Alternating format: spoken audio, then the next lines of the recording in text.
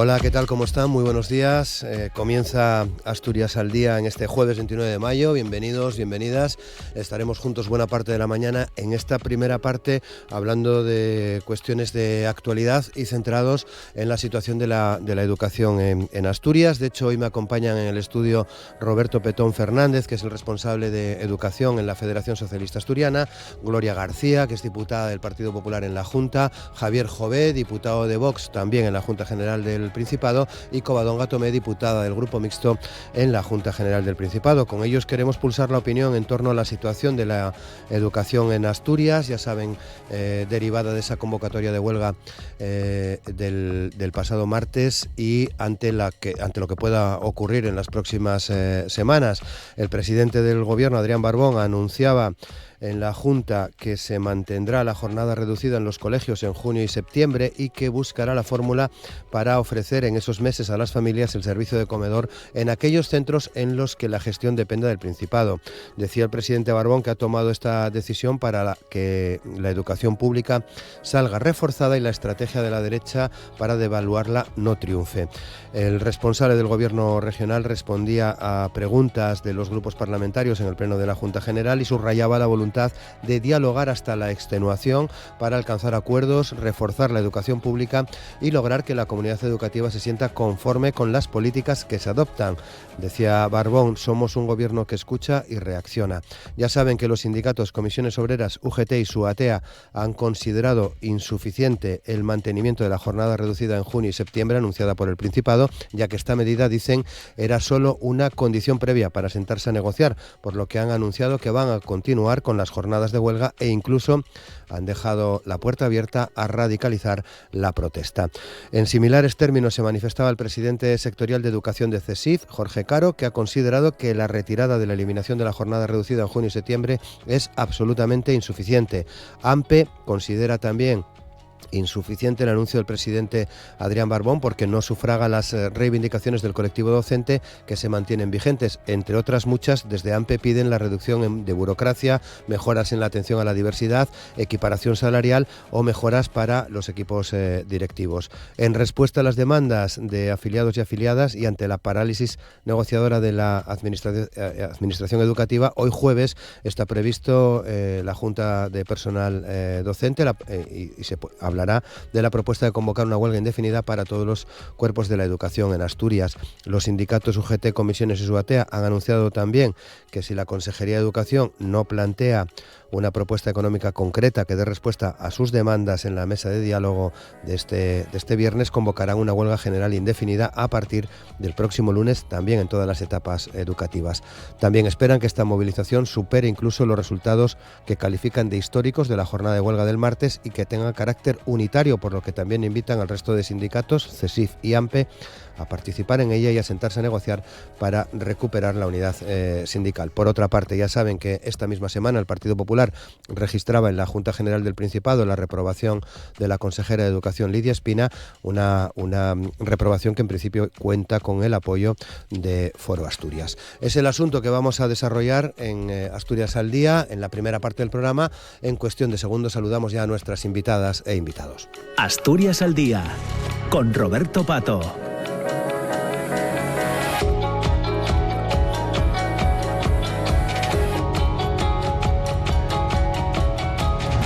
Y con Amor Argüelles en el control de sonido, saludamos a Roberto Petón Fernández, responsable de Educación en la Federación Socialista Asturiana. ¿Qué tal, Roberto? ¿Cómo estás? Buenos días. Hola, buenos días. Muchas gracias por compartir otra vez espacio con nosotros. No, gracias a vosotros por la invitación. Gloria García, diputada del Partido Popular en la Junta. ¿Qué tal, Gloria? ¿Cómo estás? Hola, buenos días. También muchas gracias por compartir este espacio. Javier Jové, ¿qué tal? Diputado de Vox en la Junta, buenos días. Muchas gracias. Y Covadonga Tomé, diputada del Grupo Mixto en la Junta, ¿qué tal? ¿Cómo estás? Buenos días. Buenos días y gracias a la radio. Muchas gracias también por compartir este espacio. Convocatoria de huelga histórica, según califican los sindicatos convocantes, la huelga del pasado martes, y rectificación el miércoles en la Junta por parte del presidente del Gobierno, Roberto. Efectivamente, los maestros y las maestras han hablado y el Gobierno ha respondido rápidamente, ¿no? Reivindicaciones, por supuesto, legítimas del colectivo, que por supuesto hay que hay que atender, y en estas está el gobierno. Pero ya más allá de todo esto, ya casi hablando ya como padre o como maestro, me sabe mal la imagen que estamos dando de este sistema educativo, o que más bien las derechas están dando de este sistema educativo. Un sistema educativo que desde el COVID hacia acá vemos en todos los informes, tanto en España, en Europa, como en la OCDE, en un claro retroceso. Y en Asturias no solamente no retrocedemos, sino que avanzamos en todos esos informes, ¿no? El sistema educativo en Asturias se consolida como un referente también en inclusión. Así lo refleja el informe TIMSS, que demuestra claramente que en el sistema educativo asturiano incluso el alumnado con menos recursos también obtiene resultados, ¿no? Por eso me sabe mal que con estos resultados, por eso digo como padre y como maestro, con estos resultados y con un sistema educativo asturiano reconocido no solo a nivel nacional, europeo e internacional, reconocido en todo el mundo, se hable o se intente defenestrar con una clara idea privativa por parte de la derecha del propio sistema. Me sabe mal que se hable así en estos términos, y yo creo que hay que reivindicar a toda la comunidad educativa, evidentemente a los maestros, por supuesto, pero también a los alumnos, a los padres. Y todos estos logros se consiguen gracias a inversión pública, a la implicación de la administración educativa institucional, no solamente autonómica, que también, evidentemente, también a las aportaciones que hacen los ayuntamientos en el territorio, y también a otros colectivos que ayudan mucho a la comunidad educativa, como son esas asociaciones de vecinos, ese pequeño comercio, esas pequeñas empresas que también son parte de esta comunidad educativa.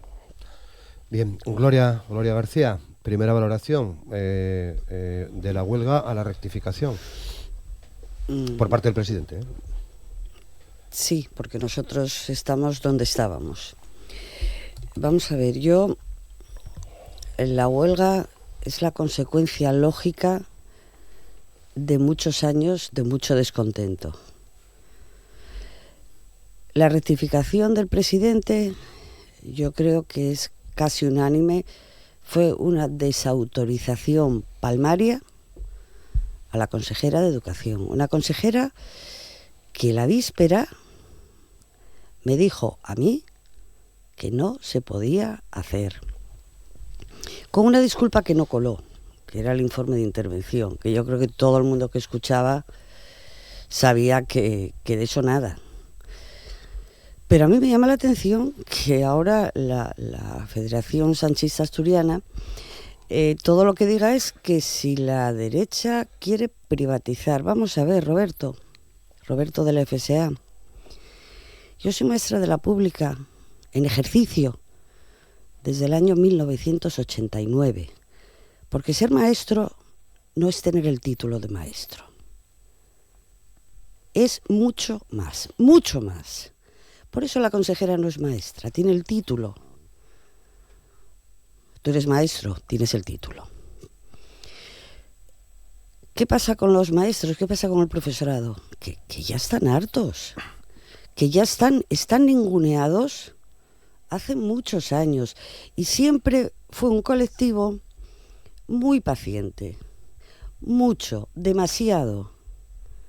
Y ahora se les acabó la paciencia. Y cuando una persona está tragando, pues claro, cuando ya explota, ya no hay quien los frene. Y si lo que se pretendía era manipular y pensar que era por esa hora, pues se vio que no. El presidente quiso hacer el anuncio a ver si así frenaba. Y lo que hizo fue echar gasolina.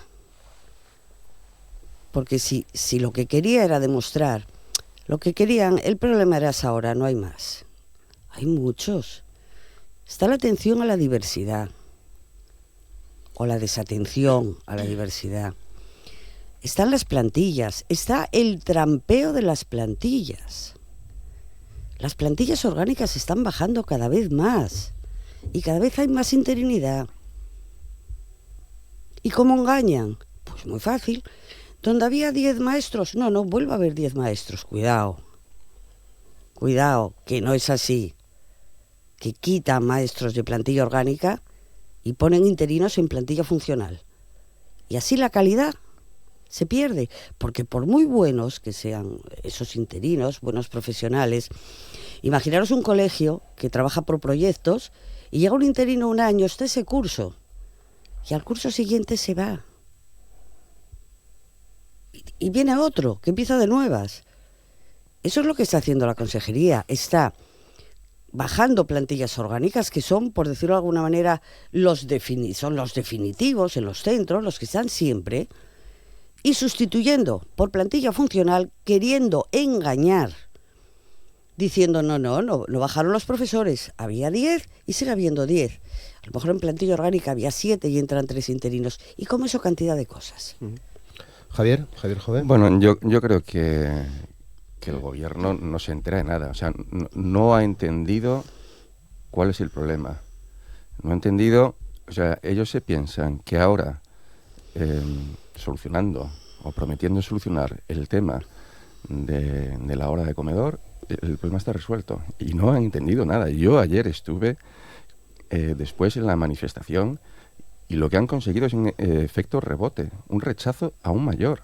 Porque es que Lidia mintió en sede parlamentaria. El día anterior mintió. Dijo que era imposible, que era legalmente imposible por las cuestiones del interventor, que no se podían duplicar las plazas dentro de esa franja horaria, que si ya había profesores contratados, que no podían contratar monitores o lo que fuera. Mintió descaradamente, porque al día siguiente resulta que viene Barbón, evidentemente presionado por la multitudinaria manifestación del martes de más de 4.000 profesores de toda Asturias, y lo que era imposible, lo que era ilegal, al día siguiente fue legal. ¿Cómo puede ser eso? Entonces, la sensación, el sentimiento de tomadura de pelo, de estafa, de haber sido engañados persistentemente, es lo que yo ayer noté en la siguiente manifestación hablando con los maestros. Pero no solo mintió en relación con este tema, es que mintió en relación con la piscina del nuevo Colegio Montecerrao. Lleva diciendo que no se podía modificar el proyecto del Colegio Montecerrao para incluir la piscina porque ello supondría un retraso del proyecto de un año. Y lleva diciendo eso y engañando a las familias meses. Y resulta que lo que era imposible, materialmente imposible, al día siguiente resulta que sí se puede hacer. Entonces, ayer también hubo una concentración de padres de niños del Colegio de la Torres y estaban indignados, porque se han dado cuenta que llevan tomándoles el pelo desde hace meses. No se puede engañar así a la gente.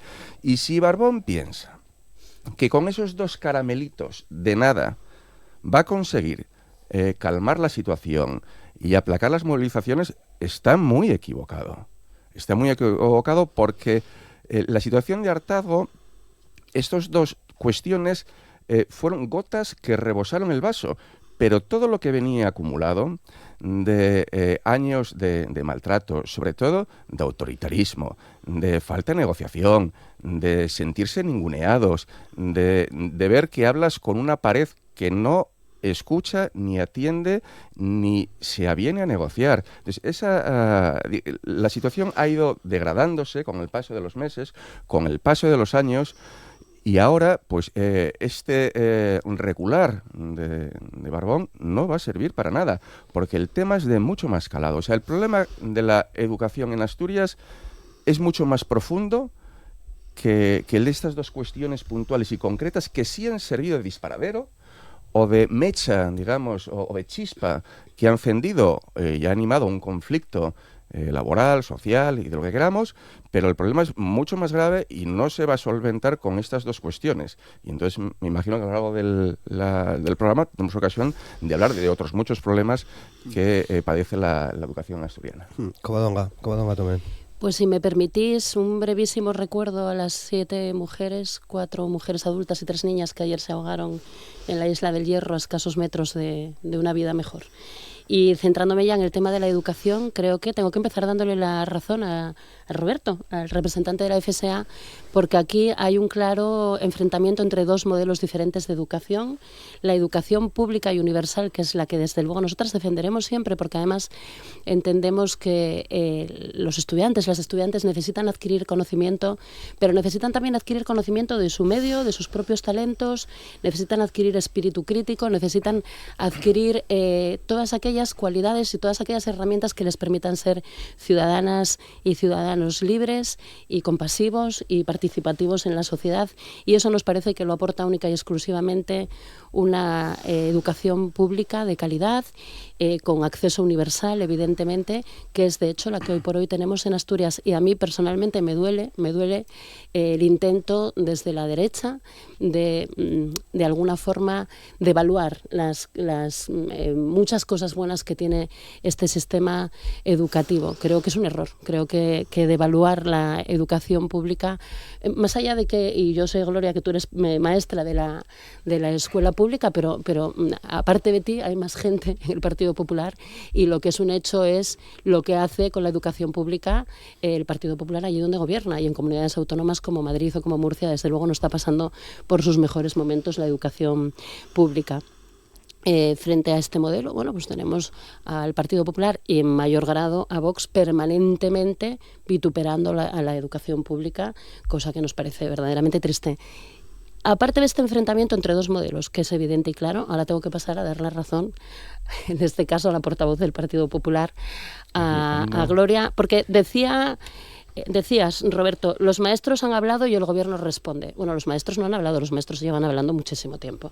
Y lo que no puede hacer el gobierno, desde luego, es esperar a que haya una convocatoria de huelga, de más o menos jornadas de huelga o incluso de huelga indefinida para responder. Tenía que haber respondido mucho antes. Nosotras, de hecho, llevamos a comisiones, al Pleno, infinidad de preguntas dirigidas a Lidia Espina sobre temas concretos de retribución salarial, de ratios, de desburocratización de los docentes, y las respuestas evidentemente no fueron las adecuadas, porque si no, no habría miles de docentes en este momento en la calle reivindicando las mismas cosas que, insisto, llevan reivindicando muchísimo tiempo.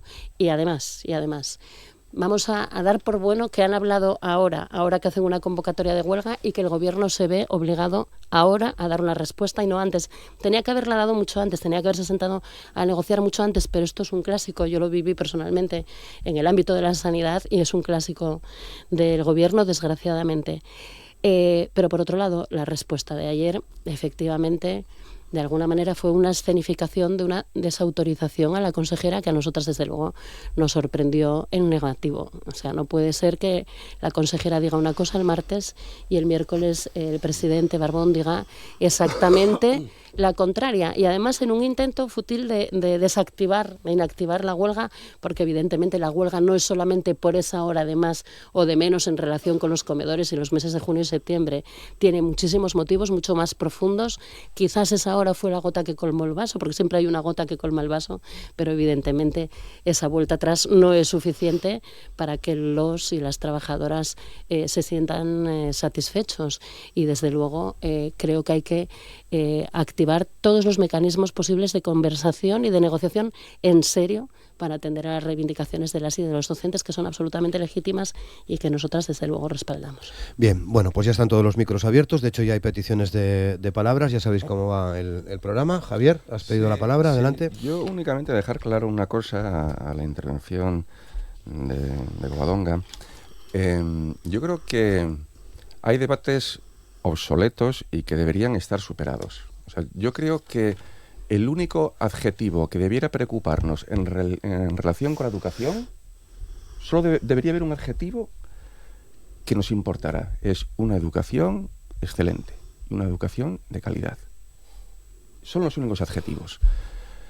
Tratar de enfrentar o distinguir en que si educación pública, o educación concertada o educación privada son debates que debiéramos superar, porque lo que nos debiera importar no es la titularidad del prestador del servicio, sino que el servicio que se presta a los alumnos sea de calidad. Eso es lo relevante, eso es lo importante. Todo lo demás es accesorio. Al servicio del que tiene que estar la educación es del alumno, a través de una educación universal y financiada con fondos públicos. Por supuesto que sí. Y a partir de ahí adjetivar que si tienen que ser públicas, si tienen que ser privadas, eso lo tendrán que decidir las familias, que decidirán pues a dónde prefieren enviar sus hijos con auténtica libertad, teniendo que los prestadores del servicio, ya sean de titularidad pública, de titularidad privada o concertada, evidentemente tengan los dotados económicamente para poder prestar un servicio de calidad a los alumnos en condiciones de igualdad. Una situación que a día de hoy no se cumple porque todos sabemos que hay una discriminación intencionada e ideológica en contra de la educación concertada. Y nosotros no estamos a favor ni de la pública ni de la concertada. Estamos a favor de una educación de calidad en el que exista la libertad de las familias para elegir el prestador del servicio. Eso es lo esencial. Sí, Covadonga. Sí, estás todos sí, anotados. Luego Roberto, no es un debate obsoleto en absoluto, porque evidentemente ustedes lo que no entendieron, o por lo menos hay una enorme diferencia entre ustedes y nosotros en lo que significa excelencia. Excelencia no significa solamente el nivel de matemáticas o de literatura, que para mí es fundamental, para nosotras es fundamental, que duda cabe, pero incluye también educación psicoafectiva, incluye también educación en diversidad, incluye también educación en inclusión, incluye una serie de cuestiones que ustedes rechazan permanentemente, y eso es también excelencia, porque como dije al principio, no se trata solamente de sacar de nuestras aulas a sujetos y sujetas que sean útiles para el mercado, sino sacar personas con capacidad de crítica y de autocrítica, con capacidad de elección y libertad, con unas ideas democráticas claras y que sean mucho más que poseedores de conocimiento, que sean además ciudadanos, como dije al principio, activos, compasivos y capaces de trabajar en la construcción de una sociedad mejor. Y esto es una cuestión para nosotros irrenunciable y es una cuestión que aporta la educación pública y no otro tipo de educación. Efectivamente, la libertad acabe cuarto de la ESO, la libertad, con asignaturas suspensas, con grandes lagunas académicas. Otra de las cuestiones, otra de las cuestiones que se enseña, pasen de curso, que se les promocione automáticamente, que los profesores tengan miedo a suspender a los alumnos por miedo a no meterse en problemas. ¿Es esa una educación de calidad? Señor Jover, otra de las cuestiones de una educación de calidad es aprender a respetar el tiempo de los demás, aprender a escuchar cuando otro está hablando y no interrumpir. Eso, por lo que veo, la privada no lo da. La pública, por suerte, sí. Es que y finalizo, el argumento, sí. Los televidentes tienen derecho a divertirse también. Bueno, usted a lo mejor piensa que es divertido. Yo, desde luego, no lo comparto este extremo. En cualquier caso, ¿libertad de las familias para escoger? Por supuesto que sí. Cada familia que escoja dónde quiere llevar a sus hijos. Pero nosotras lo que vamos a hacer siempre es defender todas aquellas políticas que fortalezcan la educación pública, que es en la que creemos y que creemos que tiene que estar además a disposición de todo el conjunto de la población, no de aquellos que tienen un determinado poder adquisitivo. No, por cierto que en su intervención habló usted en un momento dado de financiar la educación con recursos públicos. Creo que escuché esto, claro. Cosa que me parece maravillosa, porque bueno, sobre los recursos públicos hacen ustedes una serie de intervenciones que cada vez ponen más los pelos de punta. Roberto. Sí, bueno, a ver, modelos educativos. Un momento, sí, los turnos están bien, Gloria. No, que habla. No, voy a explicarlo. Puedo explicarlo. Yo como soy de la pública voy a respetar. Habéis tenido todos una intervención. Después hemos abierto el turno de palabra, la ha pedido Javier Jové, se la hemos dado. De Javier Jové pasamos a Covadonga, que es la siguiente que me había pedido la palabra. A continuación, Roberto Petón y a continuación, Gloria. Y en la intervención de Covadonga, Javier Jové decidió interpelar. Cuestión que dejamos, como habéis podido escuchar. Los turnos están bien, sí. Yo sé que todos queréis hablar y hay tiempo para todos. Adelante, Roberto. Gracias. Es que esto pasa todos los jueves, ¿no? Sí. No es ningún problema, ¿no? Lo explicamos y no pasa nada. Adelante. Perfecto. Pues modelos educativos. Si ponemos sobre la mesa los proyectos educativos, oye, a mí me parece bien que Javier venga y venda pues que su modelo educativo es el modelo privado. Ya lo dijo hace 15 días cuando dijo que lo que queríamos con la red de escuelines era llevar a los alumnos para que entraran en la red pública y así que continuaran los estudios en la red pública. Eso lo dijo, ¿eh? No habló nada de los derechos que estamos consiguiendo para las familias y para la gente. Derechos, no obligaciones, por cierto. No habló nada. Oye, me parece muy bien, él defiende un modelo privado de educación. Pues ya está. Nosotros defendemos completamente lo contrario. Defendemos una educación universal, sí, pública, de calidad y gratuita, e inclusiva. Por supuesto que sí. Por supuesto que sí. Pero si hablamos de proyectos, vamos a poner en la balanza los proyectos. Algo adelantó antes Cova respecto a los problemas que hay en la educación pública madrileña y murciana. Quiero recordar que el pasado miércoles, no ayer, el pasado miércoles, hace una semana, aún el miércoles pasado, hubo una manifestación de la escuela pública madrileña, porque siguen intentando recuperar los derechos que habían perdido en el 2012. Pero no hace falta ir hacia Madrid, nos podemos quedar en Asturias. Ayuntamiento municipal de Tineo, gobernado por el PP, con Vox en el ayuntamiento, y ahí vemos dónde está el modelo de la derecha asturiana educativo. Escuela de música municipal, con 20 años de historia, con lista de espera de alumnos para esa escuela, la liquidamos, nos cargamos encima, amortizamos 3 plazas de profesores que llevaban esperando por una estabilización que tenía que haber terminado en diciembre de 2024, amortizamos 3 plazas de profesores, nos cargamos la escuela argumentando que tenía un coste, ya no hablo ni de inversiones en educación, que tenía un coste para el ayuntamiento de unos 8.000 euros por alumno al año. Voy a recordar que en Asturias la inversión por alumno asturiano ahora mismo está en, creo recordar, que 8.140 euros al año por alumno, creo recordar. La media española está en torno a 7.300, la madrileña sobrepasa por muy poco los 6.035. Gloria. A mí no me van a torear. A mí no me van a torear intentando desviar el tema y empezando a hablar de modelos educativos, porque nosotros estamos aquí hoy para decir por qué los docentes asturianos dijeron basta. Y yo no voy a entrar en su juego. Y dijeron basta porque la inclusión educativa, tal como dice la consejería, es un camelo. Porque los centros se cansan de reclamar especialistas para atender a estos niños y la consejería no los envía. Y cuando les preguntan, ¿cuántos alumnos tengo que tener para que me pongan una audición en lenguaje a jornada completa, un PTA a jornada completa? ¿Cuántos? Les contestan, es un documento interno. Mentira. Es a discreción. Mandan inmersión lingüística, está llegando alumnado de inmersión. ¿Mandan profesorado? No. Donde le quieren, cuando les apetece. Los profesores están hartos, cansados. Es todo el día, proyectos, planes, memorias, programaciones. Ahora hace esto, ahora lo otro, ahora evalúa. Ahora hay una evaluación de diagnóstico que la hacen, que, vamos, realmente, ¿para qué necesita un centro que le digan cómo están sus alumnos?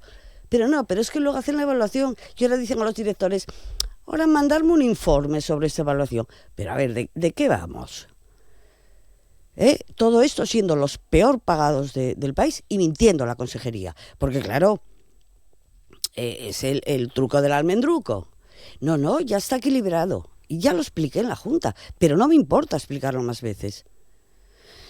Hasta que un profesor no cumple el segundo sexenio, que son 12 años, y entra en el 13, no estabiliza salario.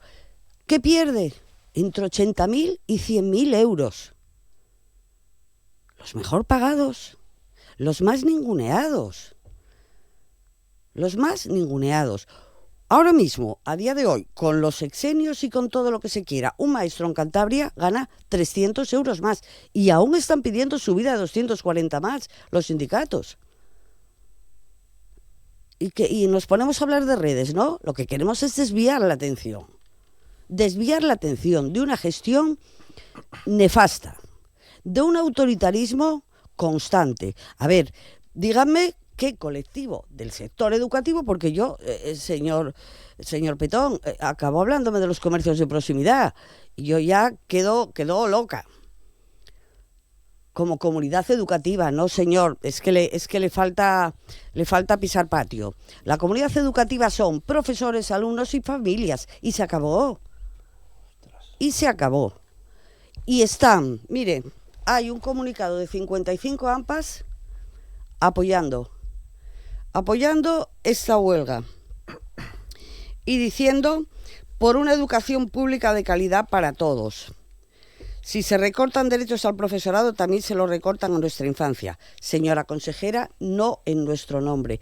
Las familias, después de 16 años, los docentes dicen no, y desde luego, queriendo hacer el paripé ayer, va a ser que tampoco. Y espero que de verdad haya unidad sindical y que la propuesta de huelga que inició CESIF con la indefinida sea asumida por el resto de sindicatos. O eso, o la consejería se deja de lanzar anuncios, en este caso el presidente Barbón, de bajar los pies a la tierra y decir, va a haber esto y de esta manera, pero cumpliendo, no como hasta ahora.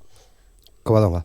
Sí, tiene razón Gloria, que el centro tiene que ser, en este caso, las reivindicaciones de la comunidad educativa, sin duda, pero bueno, tampoco está de más contextualizar y hablar de modelos de educación, porque no son los mismos y bueno, no me parece que a la gente que nos escucha le parezca mal, pero es cierto que las reivindicaciones son el centro, porque hay miles de docentes y de familias, efectivamente, en la calle. Yo ayer estuve en la concentración, antes de ayer estuve un rato también con ellos, y había muchas familias, muchos niños, cosa que a mí me alegró, sí. Y niñas. Digo, me alegro porque me gusta ver gente joven, pero es verdad que las familias están ahí a pesar del intento, que además es un clásico, y esto es así, de las consejerías en las negociaciones de este estilo, de enfrentar a familias y docentes, sí. Como en sanidad hacen con profesionales y pacientes. Esto es verdad que es así. Sobre las retribuciones, preguntamos a la consejera en comisión, no me acuerdo ya, pero hace un mes aproximadamente, y es cierto que una vez más, porque además la pregunta era textualmente, ¿hasta cuándo van a ser los docentes asturianos los peor retribuidos de España? Que eran los mejor. Y la cuestión es que nos contesta, y lo hizo ya en varias ocasiones, apelando a ese complemento de evaluación docente, que es un complemento que en teoría equilibra los sueldos, pero que no es verdad, que además se tarda tiempo en adquirir, que es voluntario, que no todos los docentes reciben, que se interrumpe cuando un docente tiene una baja de larga duración por el motivo que sea, con lo cual vuelve hacia atrás, ¿no? La docente o el docente a recibir nuevamente unas retribuciones inferiores. Luego, en el tema de las retribuciones, que además ¿cómo se dice, hombre? Publicaba recientemente UGT una comparativa que está bien interesante de leer. Si nos comparamos con Euskadi, que es quizás la comparación más extrema, las diferencias son enormes, pero es que son enormes, o por lo menos grandes, con cualquier otra comunidad autónoma. Y claro, esto es una de las cuestiones que reivindican las y los docentes, y estamos completamente de acuerdo. Y sobre la desburocratización, que es otra de las cuestiones centrales, creo, también de estas reivindicaciones, había, de hecho, una mesa de trabajo, incluso, creo recordar, ¿no?, que se prometió precisamente para la salida de huelga de la anterior convocatoria, pero la palabra es esa, pero que creo que se quedó prometió, en mesa y en grupo de trabajo, pero no se ha avanzado realmente la desburocratización, que es una palabra que se atasca con cierta, y hay un problema, Covadonga, frecuencia, que yo creo que la gente no se da cuenta. Mira, la gente piensa que los maestros entran a las 9 y salen corriendo a las 3 y se acabó. Lo que no saben es que si el contrato programa, vas por la tarde, que si el plan de no sé qué, vas por la tarde, que sí, y el trabajo que se lleva uno a casa. Es que es indignante que un gobierno que se dice progresista intente manipular, intente, como diciendo, no van a trabajar una hora más. Eso lo pone un documento interno que firma usted junto con el señor Huerta. No van a trabajar una hora más. Sí, señor, si quiere ser un señor, salgo ahora mismo al coche y lo traigo, no me cuesta nada. No van a trabajar una hora más. Eso es tendencioso. Roberto. Sí, lo firmo yo y lo firma Huerta, exactamente. Y ¿Perdón? exactamente, lo firmo yo y lo firma Huerta, exactamente. Sí, claro, sí. No, es que decimos no vais a trabajar una hora más, no se va a trabajar una hora más Pero porque si el ya se horario... deja- pero ya se deja caer Gloria, eso, por hombre, Gloria, ya por se deja favor, caer eso. No te pongas nerviosa, Yo tranquila. no, yo estoy tranquilísima. Tranquila. Yo tranquilísima. El horario laboral del profesorado no se tocaba y eso no me lo puedes negar. Y eso es lo que decimos en esa nota. El horario laboral del profesorado no se tocaba. Bien, no comparto la idea de que queremos enfrentar a familias y profesorado. Todo lo contrario. Lo que... No. Damos respuesta a esa comunidad educativa de la que hablaré después, porque no me dejó de llamar la atención que me mencionases lo que me mencionases, ¿no? Damos respuesta a una promesa que hicimos en el año 2023 de cara a las elecciones autonómicas de ampliación de los horarios del comedor escolar. De eso es lo que damos respuestas. Y dar respuesta a eso no me parece que sea enfrentar al profesorado. Si fue una PNL que se aprobó en la Perdona, Junta, en la Gloria. 22. No me parece que sea enfrentar a familias y profesorado electoral. Segunda cuestión. Desviar la atención. Me llama poderosamente la atención que digan que queremos desviar la atención. No queremos desviar la atención de nada. Lo que estamos poniendo en valor fue lo que dije al principio. Poner en valor un sistema educativo asturiano que es referencia mundial. Y cuando digo referencia mundial no hablo al albur de las palabras, hablo al albur de los documentos oficiales, y no solamente españoles, internacionales, que hablan de eso. No es desviar la atención, es hacer todo lo contrario a lo que quieran hacer desde la derecha. Desmitigar, o sea, echar todo sobre la educación, sobre una educación que es reconocida, repito, reconocida nacional e internacionalmente. ¿Y comunidad educativa? Hombre, pues sí, claro que hablo del pequeño comercio, por supuesto que hablo del pequeño comercio, entre otras cosas porque mucha de la gente de ese pequeño comercio también son padres y madres de alumnos de la pública.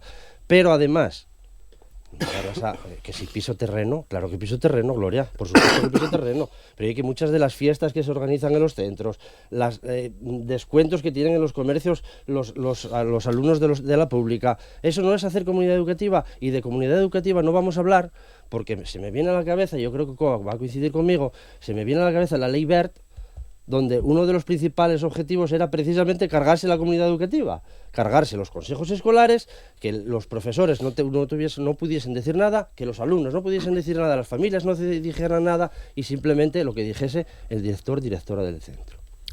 Javier. Sí, también hay que tener en cuenta, porque analizando los documentos que nos han hecho llegar los distintos sindicatos en relación con sus reivindicaciones, es cierto que hay reivindicaciones que tienen un impacto presupuestario importante, y entiendo que eso, bueno, pues tienen que asistir esa afloja y que, bueno, hasta cierto punto hay margen o no hay margen, pero se pueden hacer planteamientos a 2, 3, 4 años para ir homologando determinadas cuestiones, pero luego también entre sus reivindicaciones hay muchísimas cuestiones que no tienen impacto presupuestario, ¿no?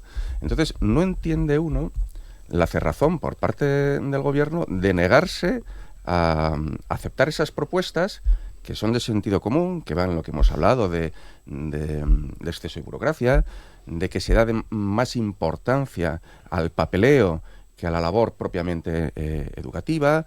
¿Por qué no se revisan esos procedimientos? ¿Por qué no se revisan esos protocolos? ¿Por qué no se mira a ver la racionalidad de esos informes o evaluaciones permanentes que ellos tienen que andar rellenando y formulando? O sea, hay muchas cuestiones de las reivindicaciones suyas que es simplemente cuestión de voluntad, pero ya no es voluntad política, por aquí hay matices o hay cuestiones en las que la política no es una cuestión ideológica o no ideológica, sino y uno no acaba de entender por qué la consejería, estas cuestiones que no cuestan dinero, ni tan siquiera se plantea abordarlas. Luego hay cuestiones que evidentemente tienen trascendencia presupuestaria y exigen, pues bueno, otro tipo de negociación u otro tipo de puesta en funcionamiento, ¿no? Y luego, claro, hemos hablado aquí de la brecha salarial, es una brecha salarial abismal de Asturias con respecto a otras comunidades autónomas. Aquí volvemos otra vez al sistema fallido autonómico, a las taifas autonómicas que generan unas desigualdades de manera artificial, que gente haciendo exactamente lo mismo, profesionales que se dedican a lo mismo, pues resulta que en unas regiones cobran pues un 20 o un 30% más que otras, es algo de aurora boreal, y más de aurora boreal es aún así. Si en Asturias los profesores de la pública son los peores pagados de España, pues luego que resulte que dentro de la propia Asturias hay a su vez otra brecha salarial con respecto a los de la concertada, que cobran entre un 20 y un 30% menos que los de la pública. Entonces, ahí eso no puede ser, porque cuando nos ha hablado de que el sistema educativo asturiano es referencia a nivel nacional y a nivel mundial, hay que explicar por qué. Y hay que explicar que ese plus en las valoraciones internacionales viene determinado por los mejores resultados que presenta la educación concertada, que representa aproximadamente entre un 20 y un 25% de los alumnos. Es decir, que si a día de hoy la educación asturiana sale bien en los informes internacionales, es precisamente por ese plus de mejora que aportan los concertados y que elevan la nota media de la educación asturiana. Y yo, si desde la izquierda se les llena tanto la boca de igualdad, no acabo de entender cómo aceptan que los profesores de la concertada, que trabajan más horas lectivas, que tienen peores ratios y que sacan mejores resultados académicos, pues cobren un 20 o un 30% menos que los de la pública. Deberán cobrar pues lo mismo. Pero no solo porque lo diga yo, sino porque lo dicen todas las leyes educativas desde el año 85, del año 82, y llevamos pues 40 años y no hay manera de que esa brecha no digamos que se zanje en un año, sino que haya un cronograma, una planificación a 4 o 5 años para progresivamente tratar de confluir en los salarios de los profesores de ambas redes que desarrollan el mismo trabajo. Bien, entramos en el último tramo de programa. Gloria, habías pedido la palabra.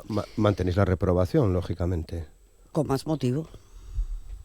Con más motivos. Si anteayer teníamos 100 motivos, hoy tenemos 150. ¿Y por qué? Porque, bueno, la educación concertada se moviliza a partir de la semana que viene, será el momento. Pero que alguien me explique por qué una sustitución en un colegio, como mínimo, tarda 15 días. Que alguien me explique por qué constantemente se prácticamente obliga a los colegios a hacer planes, a meterse en planes, a desarrollar planes. ¿Para qué? ¿Para colgarse una medallita la consejería? Que alguien me explique, pero que me lo explique bien, que lo entienda, porque es que como soy maestrina a lo mejor me cuesta.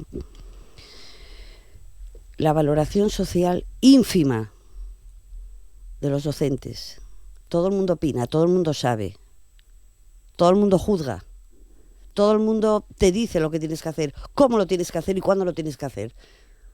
¿Dónde está la valoración de la profesión docente? ¿Dónde está la autonomía de los centros? ¿Dónde está? No existe autonomía de los centros. ¿Dónde están todas las peticiones que se llevan haciendo 16 años? ¿O es que los gobiernos socialistas no se enteraron de nada y se enteró ayer de que había estas quejas? ¿Dónde estuvieron hasta ahora? Claro, como los maestros no daban guerra y se dejaban machacar y machacar y machacar, pues seguimos machacando, ¿no? Pues se acabó. Se acabó el machaque. La gente se tiró a la calle y no se rectifica hasta que no haya unas condiciones dignas. Unas condiciones dignas. No se está pidiendo nada del otro mundo, pero se llevan acumulando cosas y llega un momento que, claro, por algún sitio tiene que romper y, como decía Covadonga, fue la gota que colmó el vaso. Pero quitar esa gota no quiere decir que el vaso deje de estar lleno. No se vació el vaso, hace falta mucho más. Covadonga. Yo tengo que decir que me maravilla escuchar a Javier Jové de Vox, interesado hoy por la posición de los sindicatos, a los que repetidamente llama parásitos y come gambas. Ahora de repente le interesa la posición de los sindicatos. Increíble. Por no hablar de las taifas autonómicas que hacen ustedes en la Junta General del Principado. No me interrumpa, por favor. Por favor, no me interrumpa. En una monarquía parlamentaria. Nuevamente insistimos, Javier, no hay manera de hablar sin que interrumpa el señor Jové, que fue poco a clase por lo que veo. Entonces, como decía, increíble lo de las taifas autonómicas cuando están ustedes representados en una y viviendo, por cierto, de un sueldo público. La comunidad educativa, ojalá entendamos de una vez que somos todos y todas, docentes, padres, familias, alumnos y todo el resto de la sociedad, porque si hay algo importante, algo nuclear, algo que hay que cuidar, algo que tenemos que fortalecer, algo que tiene que ser público, de acceso universal y para todos y para todas, es la educación. Solo el conocimiento nos hará libres y por lo tanto hay que cuidarlo muy especialmente. La valoración de los docentes, Gloria, yo aquí solamente puedo hablar como persona particular, como madre de 2 hijos que fueron siempre a la pública, y estoy enormemente agradecida, y lo dije ya muchas veces, a todos y a todas las docentes que pasaron por sus vidas y bueno, que han conseguido que hoy por hoy sean unos universitarios extraordinarios. Yo también fui a la pública. Y en cualquier caso, y ya por finalizar, efectivamente hay miles de docentes en la calle, hay miles de docentes haciendo reivindicaciones absolutamente legítimas, reivindicaciones que no son de ahora, que llevan ya mucho tiempo sobre la mesa, que no se escucharon por parte de la Consejería ni de este Gobierno y que tienen que ser escuchadas sin duda. Las retribuciones son inferiores al resto del país. Están sobrecargados de burocracia, no pueden asumirla. Las ratios, que por cierto, y sobre las ratios un pequeño apunte. En la privada las ratios son superiores a las de la pública. Ustedes piden que se disminuyan las ratios, revisen las de la privada que ustedes defienden allí donde van.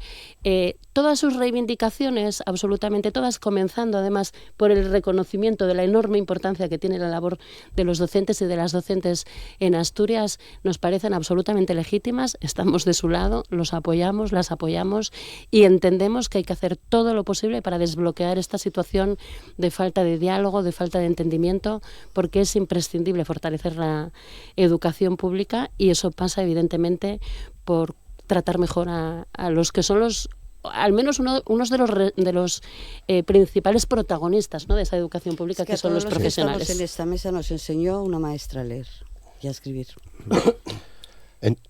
Ya, sí, con cierta brevedad para poder escucharlos a todos, Javier. Comentar que, bueno, los males de la educación, pues uno de los males es este sistema autonómico delirante. Por supuesto que nosotros lo que pensamos es que hay que profundizar en una recentralización de las competencias esenciales del Estado, como son educación, como son sanidad, como son justicia. Me llama la atención que se cuestione la legitimidad de Vox para estar en un Parlamento autonómico, cuando ni la señora Tomé ni el señor del Partido Socialista son autonomistas, ellos son federalistas, no creen en las autonomías, y es más, la señora Tomé ni tan siquiera, aquí estamos en una autonomía que deriva de una monarquía parlamentaria y usted es republicana, entonces no sé qué hace cobrando de una monarquía constitucional. Hombre, no me paga la monarquía, por Dios, me paga la Casa Real autonomía, de una autonomía que usted no cree en las autonomías porque cree en la balcanización de España y en montar republiquetas por toda España y disolver la nación. Es delirante. Esa es la realidad. Entonces, claro, es legítimo, perfectamente legítimo, que nosotros defendamos eso desde el Parlamento Autonómico, a través de las instituciones y a través del marco jurídico que nos permite decirlo. Y faltaría más que no sea legítimo defender el desmantelamiento autonómico de las propias autonomías, como hay quienes exigen desde el Parlamento Nacional el desmantelamiento de la propia nación española. Faltaría más, que ya es el colmo. Y muchos de los televidentes seguro que comparten conmigo esa visión de que gran parte de los males que atenazan a nuestros servicios públicos deriva precisamente de esa destrucción de los servicios públicos nacionales y la dispersión y la fragmentación en 17 taifas con sus caciques autonómicos, con el señor Barbón, que últimamente no hace más que envolverse en la bandera, ¿no? Y que resulta bastante patético, por cierto. Bien. Roberto, ¿hay espacio para la negociación? Por supuesto que sí, pero es que volvemos a lo mismo. Lo que ponemos es en el centro de la balanza, porque son los principales valedores de que el sistema autonómico educativo asturiano tenga el reconocimiento que tiene, el principal son los maestros y las maestras.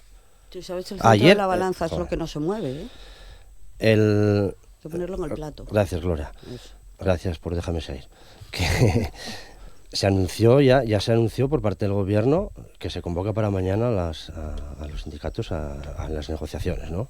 Vamos a dejar, no seamos futuristas. Ya Javier el otro día ya era futurista respecto a situaciones personales de algunas personas. No seamos futuristas. Por cierto, Javier, el único partido que lleva en su programa electoral la eliminación de las autonomías es Vox. Yo creo que es así, Que yo sepa, sí. Pero bueno, nada, no voy a entrar. Pero sí quería entrar en un tema importante con que cierta brevedad ya, por favor. Sí. Que se tocó así un poco de refilón, que fue el tema de presupuestos.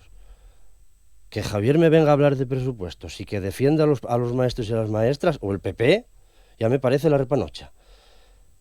Porque año tras año seguimos diciendo no a unos presupuestos asturianos. Los avances que se consiguen en el mundo educativo, ¿con qué se financian? Con presupuestos. Pero ese mantra ya no se lo cree nadie. Yo no soy diputado, pero creo que es así. Terminando, Roberto, por favor. Las reivindicaciones completamente legítimas de los maestros, reivindicaciones de salario, reivindicaciones de ratio, reivindicaciones completamente legítimas, se reflejan en los presupuestos anuales de la comunidad autónoma. Veremos a ver este año el resultado, a ver si salen defendiendo a los profesores, a los maestros y a las maestras. Veremos, pero algo me dice que no. Te lo explico yo. Muy breve, Gloria, y Sí, sobre todo, ¿qué esperas de la negociación también? El problema es no es el dinero, es cómo se gasta. ¿Qué me cuentas? ¿Cuántos millones hay por ahí tiraos en pizarras digitales, en tablets, en dispositivos? Tiraos. Y se obligó a los profesores a hacer el curso de competencia digital. Y ahora ya no.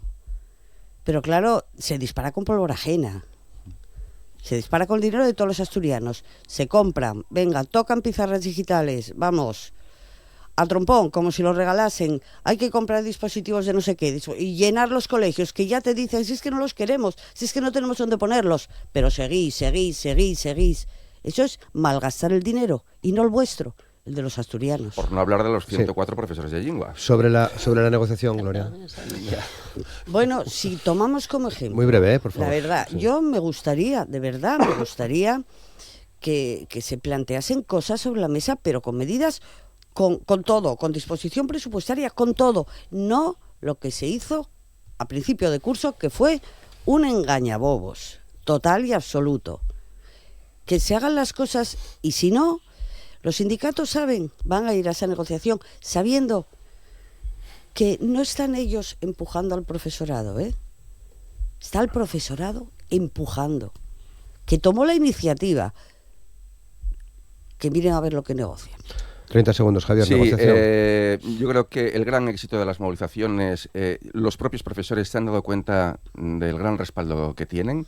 Ellos de inicio dudaban de cuál sería el resultado de la convocatoria y se han llevado una muy grata sorpresa al ver que masivamente son respaldados por todos los compañeros, ¿no?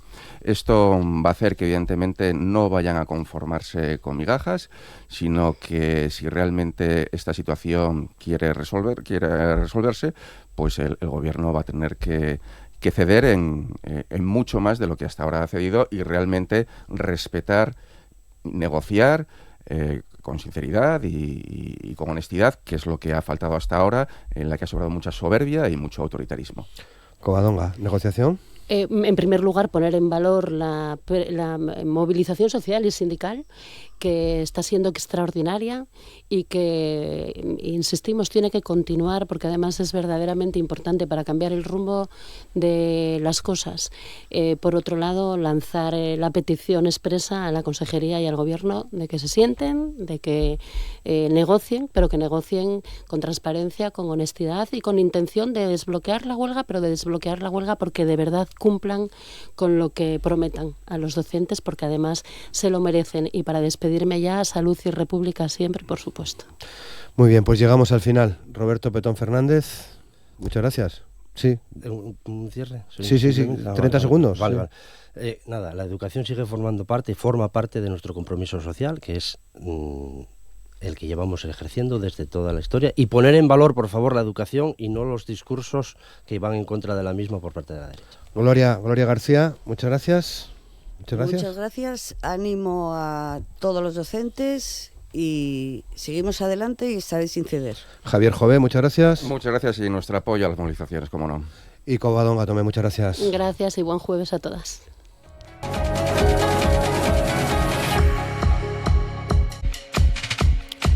Hoy en la entrevista de Asturias al Día vamos a hablar de una actividad. El área de sanidad animal del SERIDA está desarrollando una actividad colaborativa con el Servicio de Vigilancia Epidemiológica de la Dirección General de Salud Pública del Principado de Asturias, relativa a la realización de un programa de detección de vectores en Asturias durante el periodo 2024 a 2026 y que está además amparada por un protocolo de colaboración firmado entre ambas partes. La financiación recibida por el SERIDA para la realización de este programa se enmarca dentro del Plan de Recuperación, Transformación y Resiliencia con fondos Next Generation de la Unión Europea y, como les digo, se va a desarrollar al menos hasta el año 2026. Para hablarnos de este trabajo que se está haciendo en el SERIDA, tenemos hoy con nosotros a Alberto Espí Felgueroso, que es investigador responsable de inmunología, adscrito al área de sanidad animal del SERIDA y que trabaja en el desarrollo e implantación de este programa de detección de vectores en Asturias. Alberto, ¿qué tal? ¿Cómo estás? Buenos días. Muy buenos días. Sí, muchas gracias. Contento de cómo se está desarrollando el programa hasta ahora. Sí. Va a ser mi último trabajo y bueno, pues tengo la ilusión de acabarlo pues lo mejor posible. Claro, bueno, tu último trabajo, pero está cercana a la jubilación. Sí. Coincide la duración de este proyecto con el final de mi vida laboral. Bien, pues vamos a que nos expliques algunas cosas, porque estamos hablando del programa de detección de vectores en Asturias. Claro, ¿qué es esto de los vectores? Sí. Bueno, yo creo que es lo primero, dejar más o menos claro lo que son los vectores, que son organismos vivos, es importante esta cuestión, organismos vivos que son capaces de transmitir patógenos infecciosos. Entendemos por patógenos cualquier organismo capaz de producir una enfermedad. Entonces, los vectores, dentro de las muchas maneras que hay de transmitirse las enfermedades, pues los vectores son una bastante importante. Y, de hecho, hablamos de enfermedades de transmisión vectorial. Las enfermedades que pueden transmitir pues pueden ser de diversos tipos, bacterianas, víricas, pero la característica es que en estos organismos, y por eso decía que es importante el hecho de que son organismos vivos, y estamos hablando de vectores biológicos, hay una multiplicación del microorganismo que portan. Entonces tienen una función, un papel muy importante en cuanto a amplificar las infecciones. Me decías que es un campo de trabajo que está muy en boga actualmente, no solo con vuestro trabajo aquí en Asturias, en España, pero también fuera, a nivel europeo. Sí. Una de las razones por las que está muy en boga es porque siempre que hablamos de enfermedades vectoriales y hablamos de cifras, por ejemplo, 700.000 muertos al año por enfermedades vectoriales en el mundo, pues alguien me puede decir, bueno, pero eso será en países tropicales o subtropicales, en países en vías de desarrollo, pero el problema es que con la globalización, y por una serie de causas que luego igual da tiempo a comentar, estas enfermedades que antes estaban restringidas a países pobres, a zonas climatológicas tropicales, se están extendiendo a otras zonas. De tal manera que en Europa ya es un problema suficientemente importante para que se tomen medidas. Hay un plan europeo y, consecuencia de ese plan europeo, hay un plan nacional que no es muy antiguo. En 2023 se hizo el plan nacional para mosquitos invasores, y en 2024, el año pasado, se hizo el plan nacional para garrapatas, claro, en el que estoy participando. Bien, esto tiene que ver, Alberto, con esos conceptos de los que hablamos mucho de globalización, de cambio climático. ¿Tiene que ver con todo esto? Totalmente. Los vectores tienen unas áreas de distribución. Vamos a pensar, aunque hay más, para no complicar a los oyentes, vamos a pensar en mosquitos y en garrapatas. Aquí en Asturias voy a decirlo también, cachiparras. Los cachiparras. Entonces, estos dos vectores están en la naturaleza, y en regiones como Asturias, además con una naturaleza abundante y exuberante, pues principalmente Asturias es más de garrapatas que de mosquitos, ya lo adelanto. Pero bueno, quiero decir, están muy condicionados estos vectores por las condiciones climáticas. Antes decía que eran las enfermedades vectoriales estaban principalmente en países tropicales o subtropicales, pero con el cambio climático, ¿qué está haciendo? Que las áreas de distribución de estas enfermedades se vayan ampliando de los trópicos a zonas que antes eran muy frías y ahora ya empiezan a tener unas condiciones adecuadas y se ve claramente. Sí. Hay más factores. Déjame apuntarte uno muy rápidamente, que es el de las aves migratorias. Una enfermedad, aún no sé si a los oyentes les sonará, yo creo que sí, por la prensa, Crimea-Congo. Es una enfermedad transmitida por garrapatas. Estaba en el norte de África. Pues ha venido a España con aves migratorias, y eso lo han demostrado. Hay una serie de estudios que vean cómo estas aves migratorias portan las garrapatas y las sueltan o se reproducen en los lugares de paso de estas aves. Es otra de las razones. Los viajes de las personas, viajamos mucho y viajamos muy lejos, a muchos sitios y muy lejos. Nos podemos traer también enfermedades. Los cambios en el uso del territorio, la fragmentación del territorio también contribuye a que entremos más en contacto con animales que pueden actuar como reservorios de enfermedades. Es decir, toda una serie de cambios sociales, de cambios climáticos que hacen que desde luego estas enfermedades ya se consideren, ya no lo digo yo, lo dice la Organización Mundial de la Salud, ya se consideran un problema importante en Europa. Claro. ¿Podemos mencionar el dengue? Sí, hay dos enfermedades. Yo separo enfermedades humanas y animales, pero también os quiero dejar muy claro que el hombre es un animal más. A efectos de la epidemiología, yo cuando pongo el hombre lo pongo con las vaquinas de aquí y con otros animales, y la transmisión de enfermedades, bueno, un vector que está buscando un hospedador, le da lo mismo que sea una vaca que sea una persona. Si tú pasas por el sitio adecuado, puedes coger la infección exactamente igual. Entonces, esto es... Sí. Vale, porque en mascotas, en animales domésticos, creo que también se nota. Sí. Digamos que hay una problemática humana, y hay una problemática animal, lo cual no significa que luego estén interrelacionadas, efectivamente. En muchos casos hay enfermedades que lo mismo lo sufren las personas que los animales. Son las zoonosis, que se transmiten entre unos y otros. En el caso de los animales, se considera que la leishmaniosis en España es la enfermedad vectorial, es decir, transmitida por vectores, más común. Pero quiero citar también un caso reciente aquí en Asturias, que es la enfermedad hemorrágica epizótica, que ha afectado al ganado vacuno aquí en Asturias y que la transmite también un jejen, no es un mosquito, bueno, parecido, ¿no? Pero también es una enfermedad vectorial y transmite un virus parecido al de la lengua azul, y que ha dado problemas importantes aquí en Asturias. Y empezó en el sur de España, con lo cual estas cosas enseguida se propagan. Claro. Bueno, ¿qué podemos hacer en el ámbito de la prevención? Bien, aquí yo creo que es importante decirlo desde la radio o desde los medios de difusión, porque hay medidas que podemos hacer digamos, la parte técnica, la Consejería de Salud, la Consejería de Medio Rural, los técnicos, veterinarios, médicos, etcétera.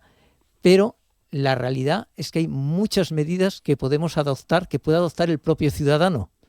Son lo que se llaman medidas de autoprotección.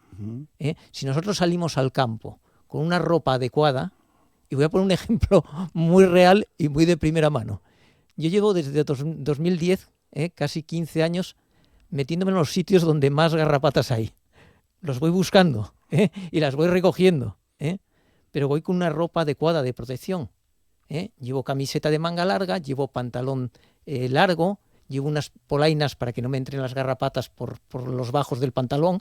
Quiero decir, esas medidas tan sencillas, pero que muchas veces no se hacen, son fundamentales. Hay que evitar que nos pique una garrapata, hay que evitar las picaduras de mosquitos, hay también repelentes y otras medidas, pero quiero decir, lo primero empieza en el propio ciudadano. Claro.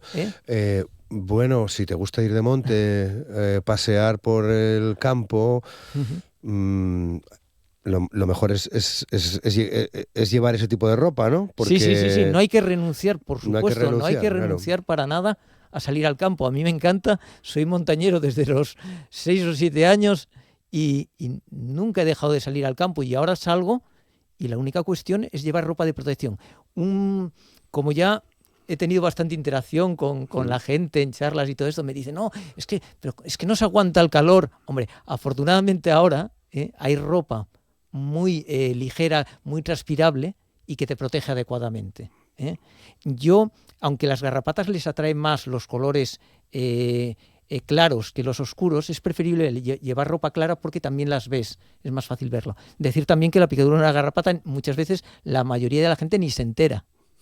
¿Qué seres, ¿no? Estas garrapatas. La evolución que les ha hecho también, como todos, tienen que sobrevivir. Claro.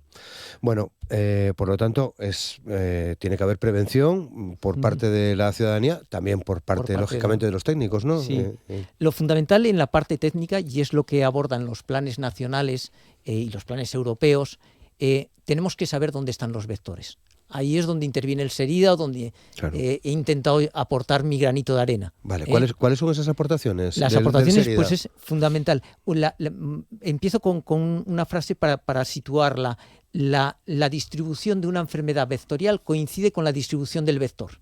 Si yo sé, y me voy a ir ya a Asturias, que es lo que mejor conozco, si yo sé dónde están las garrapatas aquí en Asturias, dónde hay más, en qué épocas del año, vinculado a qué condiciones climáticas, a presencia de animales, todos esos factores, el conocerlos me va a permitir elaborar un mapa de riesgos y decir a las autoridades de salud pública, en este caso, que son los que me están financiando ahora, o a los médicos, a los compañeros veterinarios y a la población en general, decir, esta zona es de riesgo. Esta época, por ejemplo, la que estamos ahora, en primavera hay un pico en la abundancia, en la cantidad de garrapatas en el campo. Una cosa que quiero desmentir también, aparecen muchos medios, decir, las garrapatas son del verano. No. El momento, las garrapatas necesitan humedad. El momento peor, donde más riesgo tenemos de que nos pique una garrapata, es en primavera. Desde marzo, abril hasta junio. Claro. Entonces, luego otra cosa también, pueden estar activas todo el año. Estoy hablando del momento en que el riesgo es mayor. Y esas son nuestras contribuciones, es determinar eso. También analizamos las garrapatas a ver qué patógenos portan. Yo las garrapatas que me traigo del campo hago una valoración de qué tipos hay, ya me conozco las más frecuentes en Asturias. O sea, porque, ahí entramos en otro campo, ¿no? Claro, hay variedad de garrapatas. Sí. Lo que pasa que aquí en Asturias el 90% son de un tipo. Que se llama Isoderricinus, no voy a entrar con nombrecitos. Lo importante es saber que este tipo de garrapata que tenemos en Asturias es el vector principal de la borreliosis de Lyme. Una enfermedad que yo creo que es bastante conocida y que también tengo que decir, Asturias es desde hace años la comunidad autónoma número 1 en número de hospitalizaciones por enfermedad de Lyme. Entonces eso nos tiene que, y de hecho las autoridades sanitarias son conscientes de eso, y yo les estoy dando datos de esta información. En una de las publicaciones, de las primeras que hice, fue determinar con compañeros del SERIDA qué porcentaje de garrapatas tenían la borrelia causante de la enfermedad de Lyme.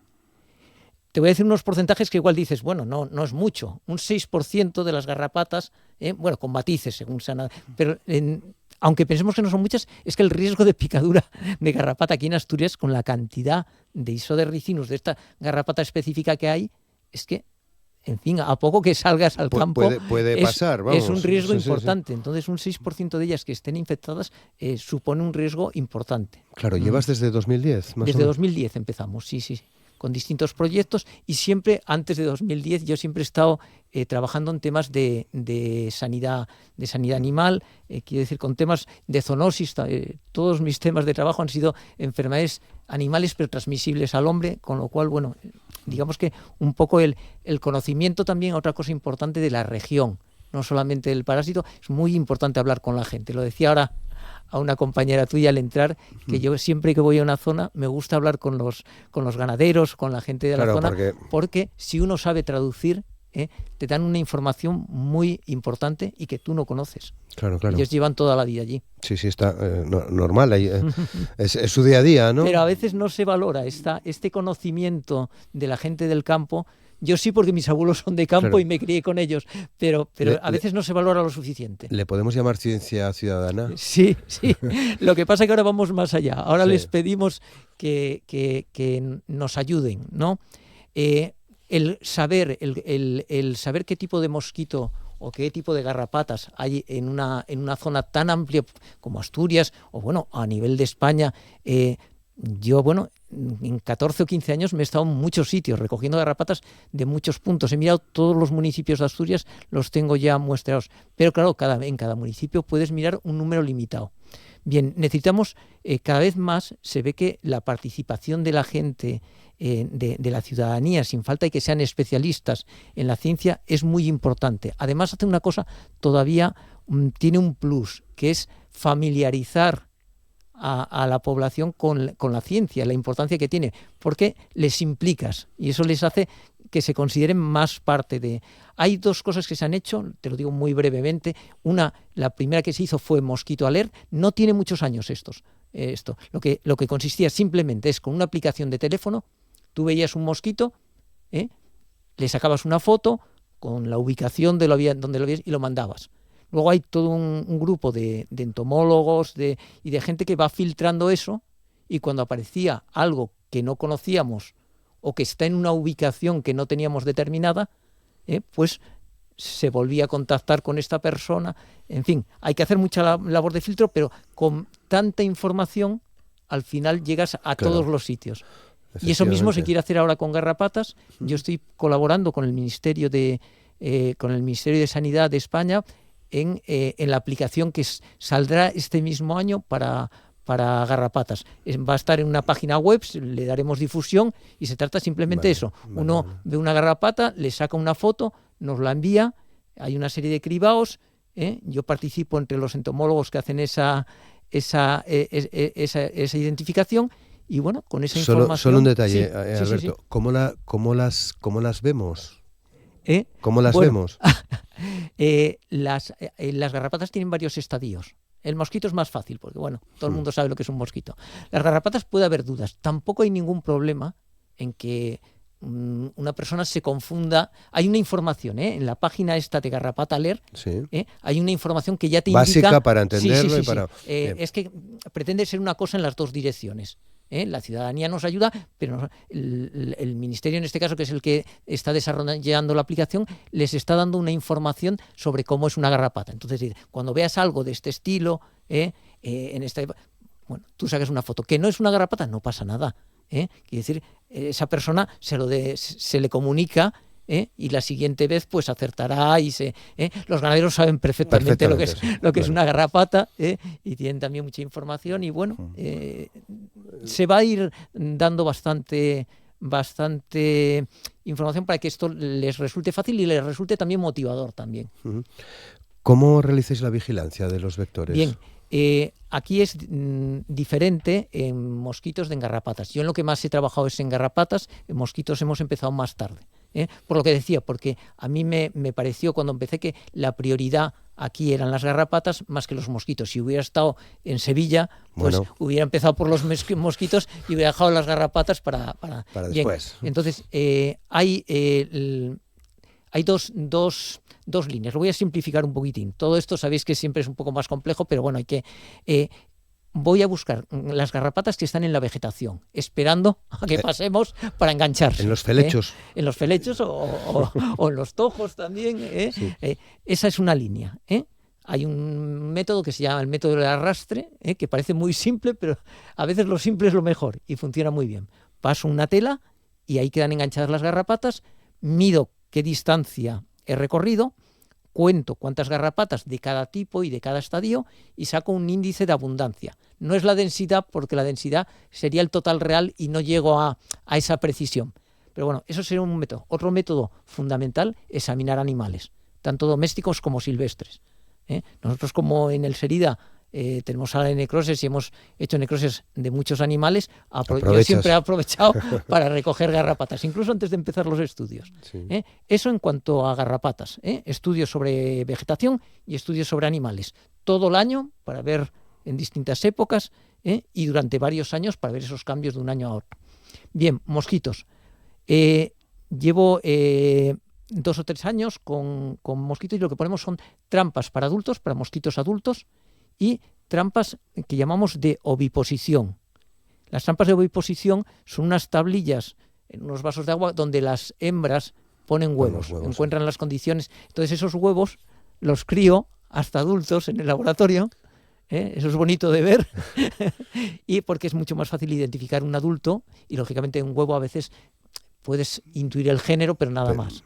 Entonces esos 2 métodos poniendo las trampas que eso, lógicamente también en los sitios convenientes.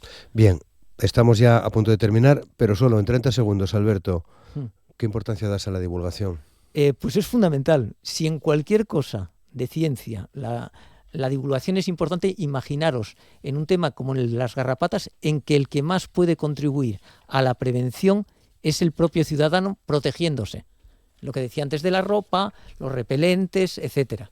Eso por una parte. Por otra parte, estamos en una época de bulos en que se circula mucha información. Entonces, los científicos no nos podemos quedar en el laboratorio.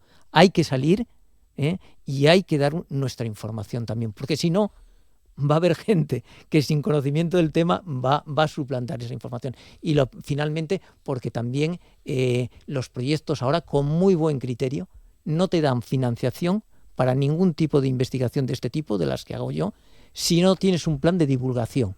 Y no de un plan de divulgación solo científica, a la comunidad científica, sino de también un plan de divulgación a la sociedad. Es lógico. Si se nos dan unos fondos, tenemos que contribuir a ayudar. Claro. Bueno, nos vienes a contar antes de jubilación los resultados, Alberto. Sí. Hoy lo tenemos que dejar aquí. Ha sido un placer conocerte. Encantado muchas gracias. Y muchísimas gracias a vosotros y también a los oyentes, porque quiero decir, es una oportunidad esta de oro para intentar, pues eso, aportar algo de conocimiento. Sí. Alberto Espí, muchas gracias. Suerte, muchas gracias. Gracias.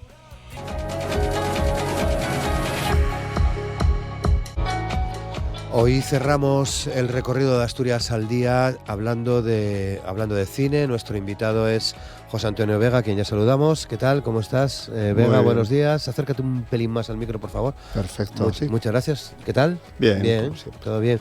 Bueno, ataques externos, heridas internas. Es el título que le pones a esta colaboración del mes de mayo. Sí, y acabo de pensar que acabo de decir muy bien, pero la realidad del planeta no está nada bien en los amargos, intensos y revoltosos tiempos que vivimos, y como siempre hacemos, el cine nos refleja en películas de reciente estreno un poco esta realidad. Vamos a intentar hablar de unas 5 películas en las que los conflictos, las guerras y los genocidios con mayúscula se convierten en protagonistas de películas de reciente estreno que podemos ver en algún caso todavía en cines o en plataformas. Vale, respecto a la música, porque siempre nos traes película y canción, digamos, como novedad.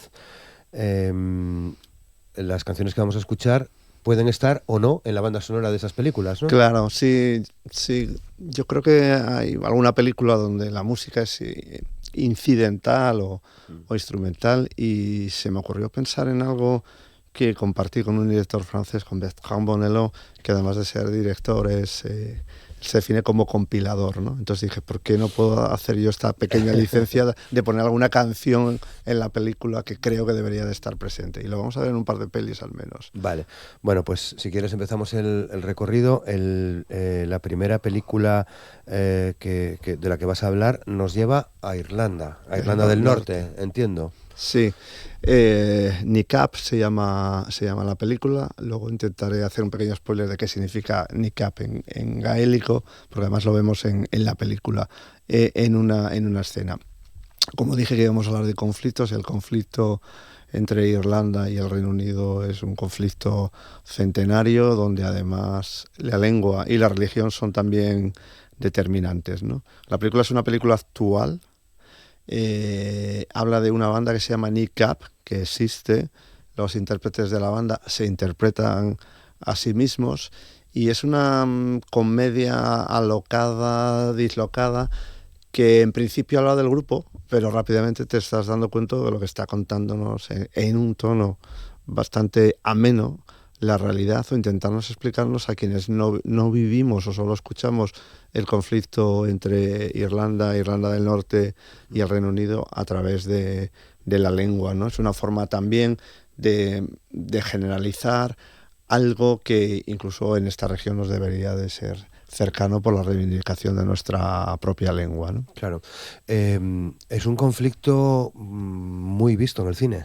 Muy visto, pero de esta manera tratado diferente, ¿no? Los protagonistas son los que llaman los bebés del alto el fuego, esa generación que ya no vivió la guerra, que a través de los pactos de alto el fuego y de la presencia del Partido Republicano Irlandés en el propio Parlamento ha hecho cambiar, ¿no? Algo que nos recuerda a lo que estamos viviendo en nuestro país y hemos vivido en Euskadi. Lo que me parece interesante de la película es que apuesta por dar ese tono desenfadado, lógico. Hay una gran, como muchas películas, esa batalla intergeneracional, los mayores que viven de rentas del pasado y lo reivindican frente a esos jóvenes voraces y deslocados, y como está ocurriendo y ocurre en toda la historia, las guerras intergeneracionales siempre las ganan los jóvenes. Bien.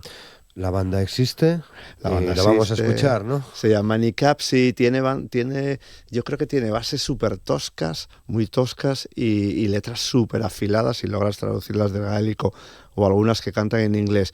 Referentes que nos puedan resultar cercanos a algunos oyentes, Sleaford Moore o la banda española La Élite. Bien, pues los escuchamos.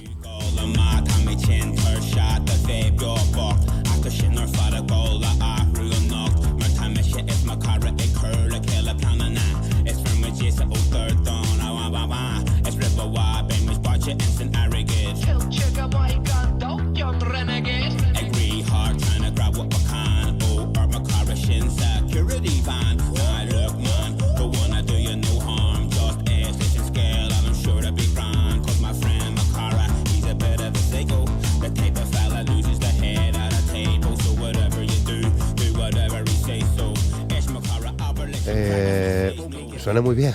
Suena francamente bien. Bueno, NICAP se proyectó en Asturias, recuerdo, no sé si en Musoc. Sí, creo que hubo otra temporada y otra presentación de la película. Se puede ver en plataformas. Y ahora se puede ver en plataformas, en Filmin como en Netflix. Por cierto, amenacé con decir el spoiler. NICAP en gaélico significa tiro en la rodilla, y es lo que ocurre a los narcotraficantes que intentan seducir hacia el lado oscuro a los jóvenes irlandeses del norte, y como digamos que el IRA o algunos elementos del IRA tradicionalmente disparaban en la rodilla a los narcotraficantes. Muy bien, pues no la perdemos de vista. De Irlanda, Vega, a Brasil. Sí, damos un salto en el tiempo hacia atrás y también hablamos de los efectos de los conflictos, en este caso de la dictadura brasileña que llegó a Brasil en el año 68, y como estos virus que estamos viendo en los tiempos actuales pues infectaron no solo a Brasil con la dictadura, sino luego posteriormente a Argentina, a Chile y a Uruguay, ¿no? Aún estoy aquí es una película que está basada en el libro de Marcelo Rubens Paiva, que es el hijo del detonante de la película, que es un arquitecto desaparecido por la dictadura. Y la historia empieza pues hablando un poco de esas familias normales, preocupadas por la cultura, donde pues el ambiente de tal, profesiones liberales, la música es determinante, escuchan fantástica música ya por el año 71, pero llega esa dictadura que entiende que los que no piensan como yo tienen que pasarse por el paredón y desaparecer. Y es donde me parece lo importante de la película. Hemos visto muchas películas sobre dictaduras latinoamericanas, pero yo creo que esta tiene un elemento importante, que es la protagonista, porque la madre, la mujer del desaparecido, en vez de encerrarse en casa, decide activar de manera personal y familiar que el Estado considere y reconozca que su marido está muerto. Vale, son un montón de años de década, y lo hace siempre con esa empatía hacia el entorno y hacia su familia. Hay una escena muy para mí muy impactante en la película, cuando un medio internacional llega a hacerles una entrevista y dice que el editor les ha pedido que las fotos salgan tristes. Y ella dice que no, que son una familia feliz, que su marido no está, pero a pesar de que viven en un estado dictatorial, la dictadura no les va a quitar la sonrisa. Solo por ese elemento me parece una película interesante. Bueno, está interpretada por Fernanda Torres, se llevó el Globo de Oro, estuvo a punto de llevarse el Oscar. La película se estrenó en Venecia, llevó premio, llevó el Goya a la mejor película iberoamericana y con mucha coherencia se llevó el Oscar a la mejor película internacional. Huye del música lacrimógena, huye del dolor por el dolor sin más, y es esa lucha y ese combate. Hay un pequeño guiño porque el director es Walter Salles.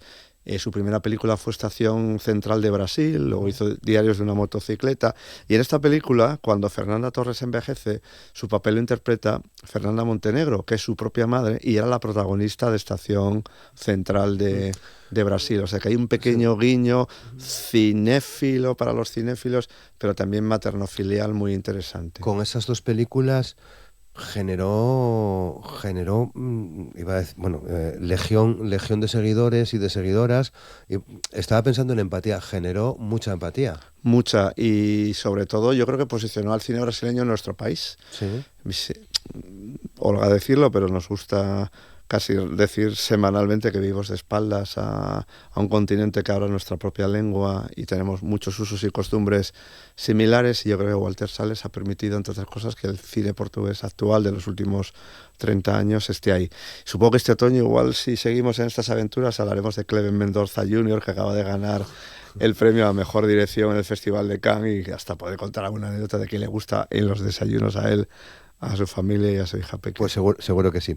Bueno, se puede ver, aún estoy aquí, se puede ver en Movistar o se podrá ver en Movistar. Sí, ¿no? Se ha visto todavía hace unos días, por ejemplo, en el cine en Langreo, en la sesión de los jueves, se vio todavía el jueves pasado, todavía está por ahí, pero en breve se podrá ver en Movistar Plus. Yo creo que es una película de necesaria visión también para entender qué ha ocurrido en Brasil en estos 5 últimos 6 años, porque lo que ocurrió en el 71 se ha repetido en el anterior gobierno de Bolsonaro, con esa mala pérdida de gobierno y esa posibilidad de haber alentado un golpe de Estado hace un año. Bien.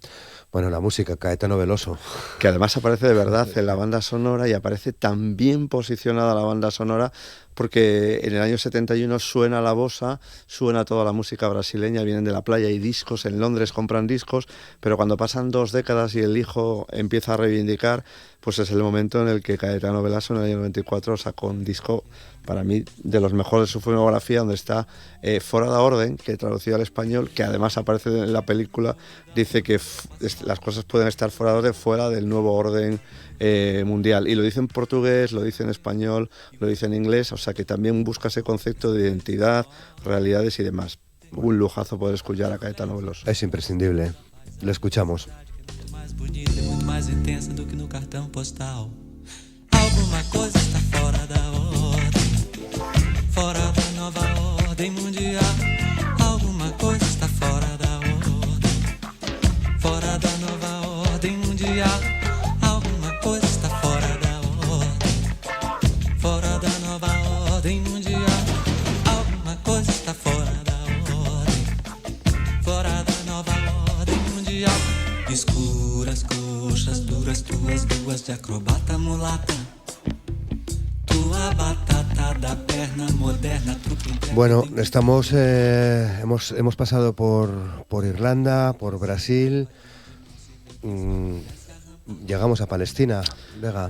Llegamos a Palestina, pues eso, pues esta misma semana, un estado genocida, porque lo hay que decir así, como es Israel, pues ha matado a 35 personas en una escuela de la ONU, donde han muerto, supongo que mucha gente habrá visto esas imágenes de la única niña superviviente entre el fuego. Northernlight se adelanta un poco a esto y refleja un poco esa realidad. Es un documental hecho a 8 manos por árabes y israelitas. Voy a decir los nombres porque se me van. Bueno, conocemos a Basel Adra, que hablaremos ahora de él, pero hay que hablar también de Hadman Balat y de Lab Israel, de Yuval Abraham y de Raquel Red. Los 4 demuestran en Northernlight que en ese territorio se puede vivir, se puede convivir 2 pueblos, 2 territorios, 2 estados. El documental que se llevó el Oscar al mejor documental en el mes de enero, y este estado autoritario con apariencia democrática que alguien nos quiere vender, que es Israel, para que entendáis, un director gana un Oscar, pero a las 3 semanas es detenido durante 24 horas por el ejército israelí, porque evidentemente lo que hace el documental es tratar la realidad que Basel vive desde pequeño, que es que en Cisjordania los israelíes han ido ocupando territorio, expulsando a la gente de sus propias casas, de sus propios huertos y territorios, con una falacia y una osadía tan increíble que en algunos casos, desgraciadamente, ves imágenes de gente que muere en directo en el documental, porque el documental utiliza básicamente la cámara de Basel. El documental es un documental en el que 3 de cada 4 veces Basel termina escapando por patas, porque el ejército o los colonos ultraortodoxos israelíes acuden ahí. Yo creo que es una peli de necesaria visión para hacernos pensar, para hacer pensar a esa gente tan osada que nos llama antisemitas, a los que decimos que se está produciendo un genocidio y que el Estado es otra cosa, pero las personas estamos por encima de ellos. Hace unos días la polémica saltó en Eurovisión, si todos recordamos, y nuestra televisión pública emitió un panel en negro al principio que decía que el silencio no era una acción. Y yo creo que el silencio no es una acción, ¿no? Algunos incluso podemos ayudar a que el silencio no sea una acción, porque a mí me ha parecido hace unos días osado que un grupo de supermercados asturiano vende mandarinas israelitas, y ante una carta enviada por muchas personas para preguntar por qué estaban vendiéndoles, la respuesta de ese grupo de supermercados fue: en estos momentos la única mandarina que puede llegar es la israelita. Entonces, yo creo que el documental tiene que darnos pistas para reflexionar, y la historia tristemente se repite. Los europeos hace 100 años dieron la vuelta al lado y hicieron silencio ante lo que empezó a ocurrir, y muchos de los que guardaron silencio, como bien nos recordó Bertolt Brecht, primero fueron a por los judíos, después a por los homosexuales, después a por los gitanos, y cuando me di cuenta vinieron a por mí. Bueno, totalmente recomendable, por tanto, y además se puede ver en distintas plataformas. Sí, se puede ver en Filmin, se puede ver también en Netflix. En Netflix me parece también, sí.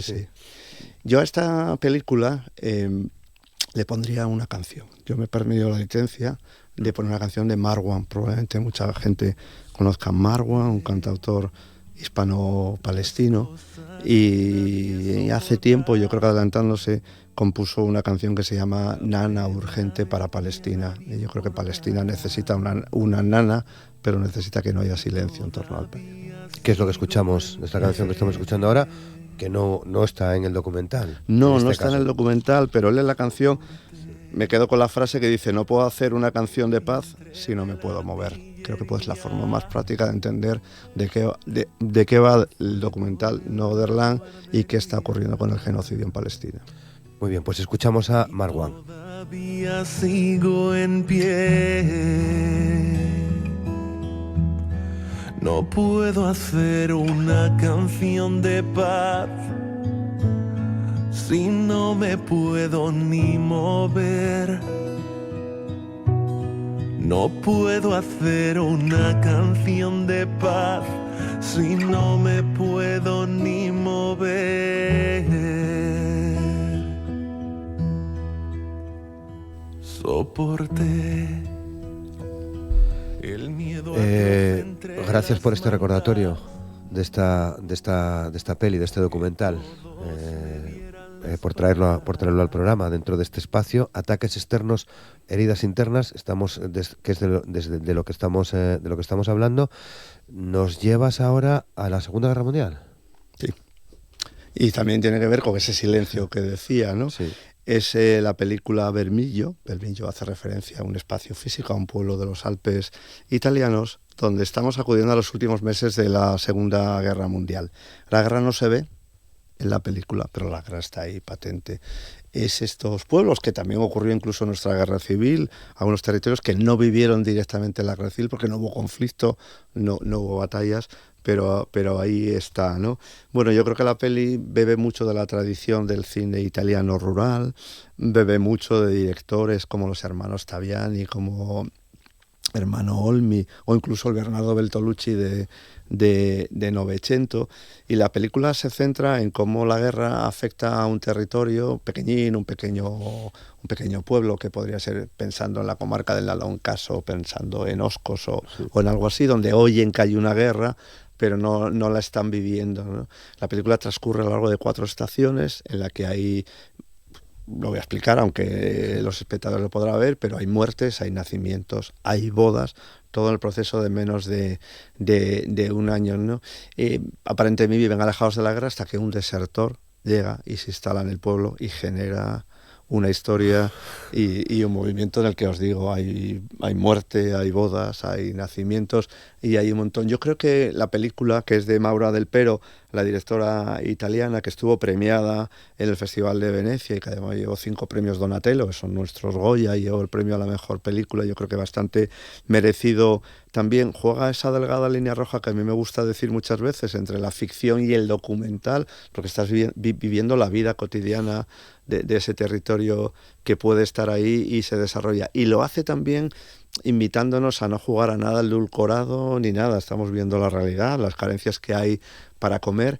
Las mujeres son determinantes porque yo creo que la peli está fuera de, la guerra está fuera de campo, pero también está fuera de campo la realidad en aquellos momentos, que hablaremos también en la siguiente película, que es el papel de la mujer en esta situación, en guerras y conflictos, ¿no? Cómo son sus tentadoras de la realidad y que del territorio y el país continúe, pero como son las primeras que sufren en primera mano, ¿no? Es un prof, es un maestro de escuela, su mujer y sus 4 hijas, cada una busca la libertad de una manera distinta, radical y con consecuencias que nos pueden llevar a cosas que vemos que ocurren. Hay que verla. Pero yo diría que es una película muy sensitiva, pero no sensiblera, que me parece una forma importante de verla y recuperarla. Se verá próximamente, creo que en Movistar Plus, me parece. En Prime Video. En Prime Video, es verdad, sí.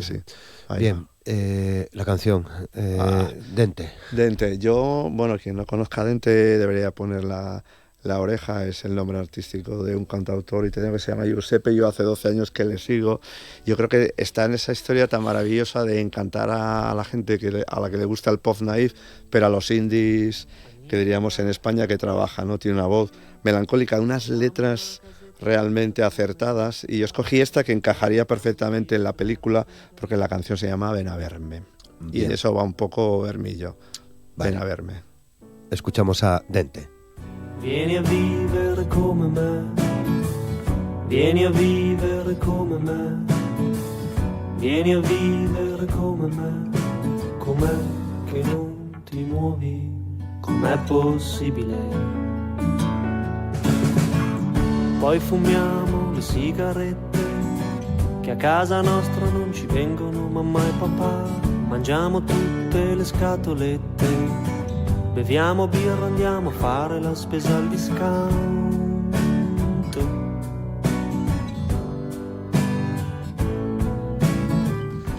Bueno, y vamos llegando al final de este viaje de hoy con José Antonio Vega. Ataques externos, heridas internas. Recuerdo, por si te acabas de incorporar, que Vega viene más o menos una vez al mes y con él charlamos sobre cine. Nos hace propuestas muy interesantes como la que tenemos hoy sobre la mesa y con la que vamos a cerrar este espacio en este jueves.